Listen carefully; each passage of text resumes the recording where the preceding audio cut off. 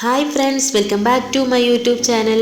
ഇന്നത്തെ നമ്മുടെ വീഡിയോ എന്ന് പറയുന്നത് വളരെ എളുപ്പത്തിലും അതുപോലെ തന്നെ ടേസ്റ്റിയുമായി തയ്യാറാക്കാൻ പറ്റിയിട്ടുള്ള ഒരു ചിക്കൻ വരട്ടിയതിൻ്റെ റെസിപ്പിയുമായിട്ടാണ് കേട്ടോ. അപ്പോൾ ഇതിന് വേണ്ടി നമുക്ക് ആവശ്യമായിട്ടുള്ള സാധനങ്ങൾ: 2 വലിയ ഉള്ളി ചെറുതായി ഇതുപോലെ അരിഞ്ഞെടുക്കണം. അതുപോലെ തന്നെ 1 കുടം വെളുത്തുള്ളിയും ഒരു ചെറിയ കഷ്ണം ഇഞ്ചിയും കൂടെയാണ് കേട്ടോ. ഇതെല്ലാം കൂടെ മിക്സിയുടെ ജാറിലേക്കിട്ട് നന്നായിട്ടൊന്ന് അടിച്ചെടുക്കണം. എന്നിട്ട് ഇത് നമ്മുടെ ചട്ടി ഒന്ന് ചൂടാക്കിയിട്ട് അതിലേക്ക് ആവശ്യമായിട്ടുള്ള വെളിച്ചെണ്ണ ഒഴിച്ചെടുക്കണം.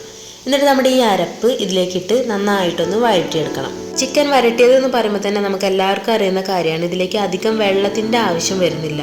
അപ്പോൾ നമുക്ക് നല്ല ഗ്രേവി ആയിട്ടുള്ള ഒരു സെമി ഗ്രേവി ടൈപ്പിൽ കിട്ടാൻ വേണ്ടിയിട്ടാണ് കേട്ടോ ഞാൻ ഇതെല്ലാം കൂടെ മിക്സിയിൽ ഇട്ടിട്ടൊന്ന് അടിച്ചെടുത്തിട്ടുള്ളത്.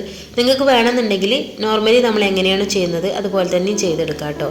ഇനി ഇതിലേക്ക് നമുക്ക് 2 പഴുത്ത തക്കാളിയും കൂടെ ആഡ് ചെയ്തെടുക്കണം. ഇതുപോലെ നമുക്ക് നേരത്തെ ഇതെല്ലാം കൂടെ മിക്സിയിലെ ജാറിലേക്കിട്ട് അരച്ചെടുത്തതുപോലെ തന്നെ ഈ ഒരു തക്കാളിയും കൂടെ നമുക്കൊന്ന് അരച്ചെടുക്കണം.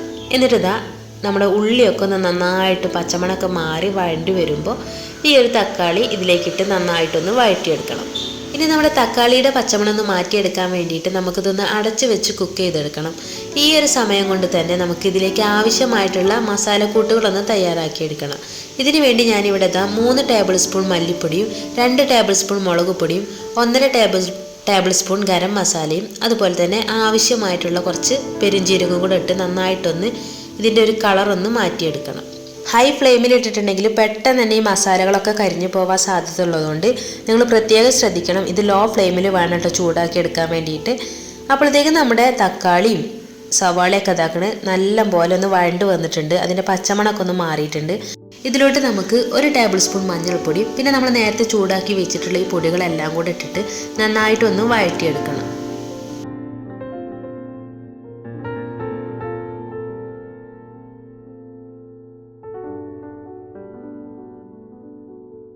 നമ്മുടെ മസാലക്കൂട്ടുകളെല്ലാം കൂടെ ഒന്ന് നന്നായിട്ട് മിക്സാക്കി എടുത്തതിന് ശേഷം നമുക്ക് ഈ ചിക്കനിലോട്ട് ആവശ്യമായിട്ടുള്ള ഉപ്പും കൂടെ ആഡ് ചെയ്ത് കൊടുക്കണം. ഉപ്പ് വേണമെന്നുണ്ടെങ്കിൽ നിങ്ങൾക്ക് നേരത്തെ ഉള്ളി വഴറ്റിയ സമയത്തും വേണമെങ്കിൽ ഇട്ട് കൊടുക്കാം കേട്ടോ. ഇവിടെ ഞാനിപ്പോഴാണ് ഇട്ട് കൊടുത്തിട്ടുള്ളത്. ഇനി ഇതിലോട്ട് നമുക്ക് നന്നായി കഴുകി വൃത്തിയാക്കി വെച്ചിട്ടുണ്ടായിരുന്ന ചിക്കനും കൂടെ ഒന്ന് ഇട്ട് കൊടുക്കണം.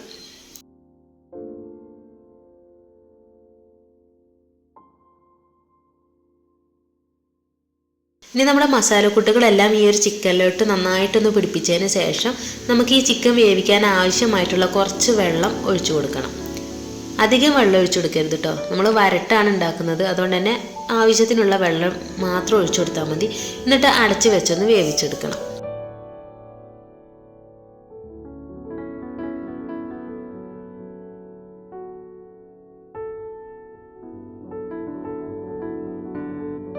അത്യാവശ്യം ഒരു ഹാഫ് വേവായി വരുമ്പോൾ നമുക്കിതിലേക്ക് കുറച്ച് കറിവേപ്പിലയും കൂടെ ആഡ് ചെയ്ത് കൊടുക്കണം. എന്നിട്ടും ഇതുപോലെ ജസ്റ്റ് എല്ലാം കൂടെ ഒന്ന് ഇളക്കി ഒന്നും കൂടെ ഒന്ന് അടച്ച് വെച്ച് വേവിച്ചെടുക്കണം. ഇനി നമ്മുടെ ചിക്കൻ അവിടെ കിടന്ന് തിളക്കട്ടെ. ഈ ഒരു സമയം കൊണ്ട് നമുക്കൊരു വലിയ സവാള ചെറുതായി നൈസായിട്ടൊന്ന് അരിഞ്ഞെടുത്തിട്ട് നെയ്ച്ചോറിക്കൊക്കെ നമ്മൾ ബ്രൗൺ കളറാക്കി എടുക്കൂലേ, അതുപോലെ ഒന്ന് ആക്കിയെടുക്കണം. എന്നിട്ട് നമ്മുടെ ഈ ചിക്കൻ അത്യാവശ്യം നന്നായി വെള്ളമൊക്കെ വറ്റി നല്ല ഗ്രേവി ടൈപ്പായി വരുമ്പോൾ ചിക്കനിലോട്ട് ആവശ്യമായിട്ടുള്ള കുറച്ച് മല്ലിയിലയും കൂടെ ഇട്ട് അതുപോലെ തന്നെ നമ്മുടെ ഈ ഒരു ബ്രൗൺ കളറായിട്ടുള്ള ഉള്ളിയും കൂടെ ഇട്ടിട്ട് നന്നായിട്ടൊന്ന് ഇളക്കി ഒന്ന് യോജിപ്പിച്ച് കൊടുക്കണം. നിങ്ങൾക്ക് വേണമെന്നുണ്ടെങ്കിൽ ഇതിലോട്ട് കുറച്ച് തേങ്ങാക്കൊത്തും കൂടെ ആഡ് ചെയ്ത് കൊടുക്കാവുന്നതാണ് കേട്ടോ. ഞാനിവിടെ അതില്ലാത്തതുകൊണ്ട് ആഡ് ചെയ്തിട്ടില്ല. അതും കൂടെ ചെയ്തിട്ടുണ്ടെങ്കിൽ നല്ല ടേസ്റ്റ്, നമ്മൾ ഉദ്ദേശിക്കുന്നതിലും കൂടുതലായിട്ടുള്ളൊരു ടേസ്റ്റ് നമുക്ക് ഈ ചിക്കൻ വരട്ടിന് കിട്ടും കേട്ടോ. ഇനി ഇതുപോലെ എല്ലാം കൂടെ ഒന്ന് മിക്സാക്കി എടുത്തതിന് ശേഷം ഒന്ന് അടച്ച് വെച്ച് ചെറിയ തീയിലൊന്ന് ചൂടാക്കി എടുത്തിട്ടുണ്ടെങ്കിൽ നമ്മുടെ ചിക്കൻ വരട്ടിയത് ഇവിടെ റെഡിയാണ്. ഇത് നമുക്ക് ചൂട് ചോറോട് കൂടിയിട്ടും അതുപോലെ തന്നെ ചപ്പാത്തിയോട് കൂടെയൊക്കെ കഴിക്കാൻ പറ്റിയിട്ടുള്ള നല്ലൊരു ചിക്കൻ വരട്ടിയതാണ്.